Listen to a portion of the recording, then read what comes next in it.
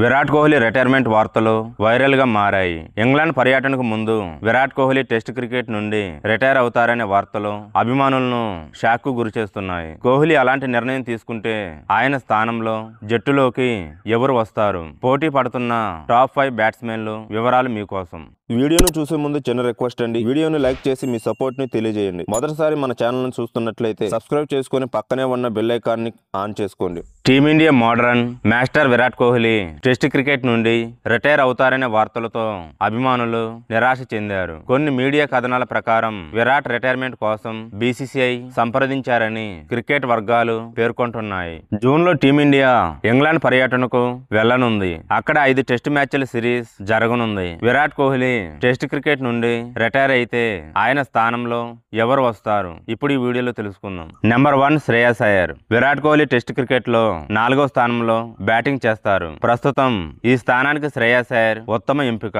అయ్యర్ అద్భుతమైన ఫామ్ లో ఉన్నారు. సుదీర్ఘ ఇన్నింగ్స్ ఆడగలడు. 14 టెస్టుల్లో 36.86 సగటుతో 811 పరుగులు చేశారు. 1 సెంచరీ కొట్టాడు. నెంబర్ 2 సర్ఫరాజ్ ఖాన్. సర్ఫరాజ్ ఖాన్ గత ఏడాది టెస్ట్ క్రికెట్ లో ఆరంగేట్రం చేసి అద్భుతంగా ఆడాడు. 6 టెస్టుల్లో 37.10 సగటుతో 371 పరుగులు చేయగా 1 సెంచరీ, 3 అర్ధశతకాలు సాధించాడు.